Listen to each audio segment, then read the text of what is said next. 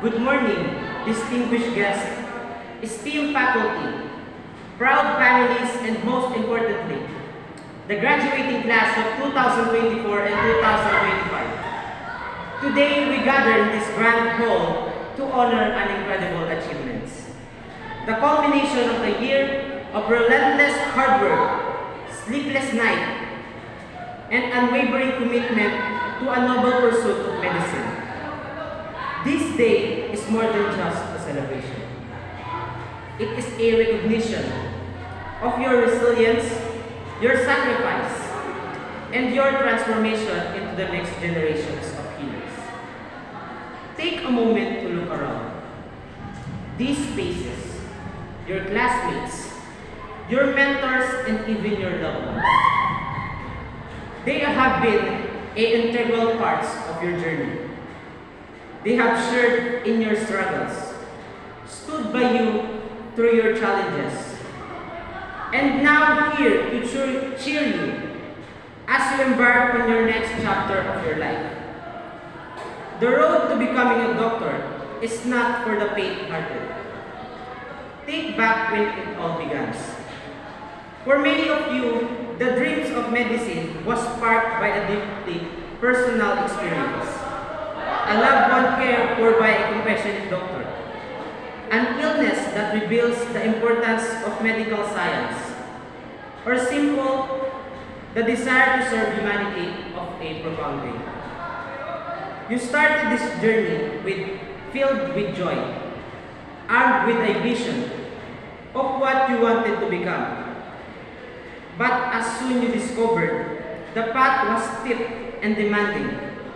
The first year was filled by a long lecture, endless hours in a library, and the challenges of absorbing a vast amount of knowledge. You learned to dissect not just a cadaver's, but also a complex medical concept, all while balancing the demands of our life outside the classroom. And then came the medical rotations. The baptism by fire, here a medicine came alive. You saw your textbooks transformed into a real patients and real cares, real stories and real illness. You experienced an intensity of making decisions in high pressure, situation and fulfillment of seeing a patient recover, and the heart breaks when outcomes weren't as you hoped. Through it all, you persevere, you push through the nights when you doubt yourselves, through the exams that feel insurmountable, and through the moments when the weight of your responsibilities seem too much to bear. But you keep going, and today, your presence here is a testament of your strengths, determinations, and passions. Medicine is more than just a career. It is a calling. It is a profound privilege to entrust with all cares of others, to hold their lives and well-being in your hands. As a doctor, you will see humanity in its rawest form, and its most vulnerable and most resilient. Your role is not just diagnose and treat. It is to listen and comfort, inspire, hope your patients will come to you not just for your expertise, but also for your compassion, your empathy, and your ability to see them as individuals, not just as cases. Think about this for a moment.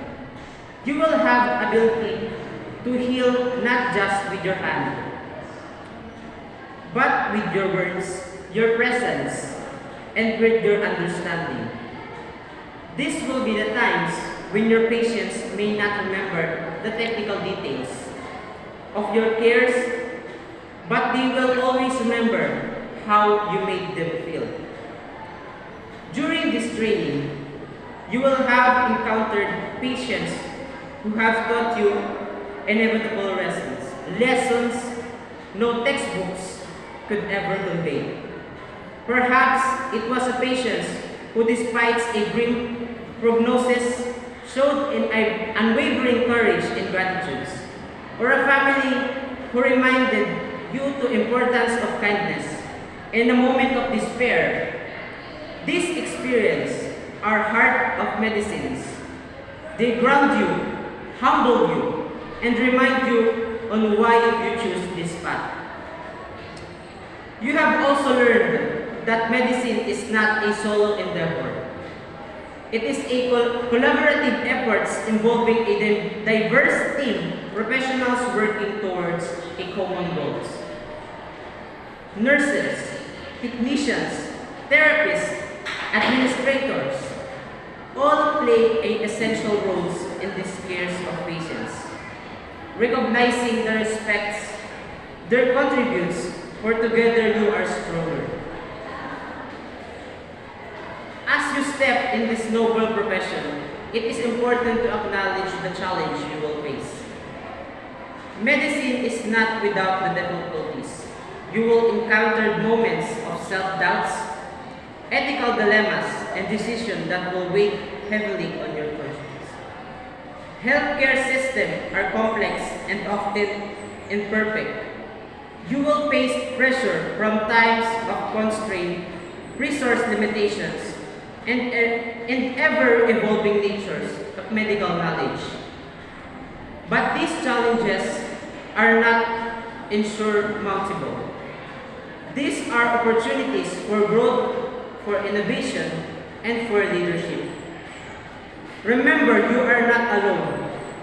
You have your colleagues, mentors, and loved ones to lean on, and you have an inner strength that brought you this far. This age of technology, advancement, and evidence-based medicine, it is easy to become consumed by data, chart, and algorithms. But never forget the human elements. Your patients is more than just symptoms. They are individuals with fear, hopes, and dreams. Empathy is what transforms a good doctor into a great one. It is what allows you to connect with your patients, to understand their needs, and provides the care that is not only effective but also compassionate. Never underestimate the power of kind words and listening ears, or a reassuring touch. Let us pause our gratitude to those who have supported you along this journey. To the families and friends gathered here today, your sacrifice, unwavering beliefs in these graduates. Have you been silent force behind the success? You have cheered them on through highs and lows. And today is a celebration of your dedications as well. To the faculties and mentors, your guidance has been invaluable. You have not only imparted knowledge but also instilled a sense of purpose and responsibilities in these graduates. Your influence will echo through every life they touch. As you move forward, remember that you are not just inheriting a profession. You are shaping its future.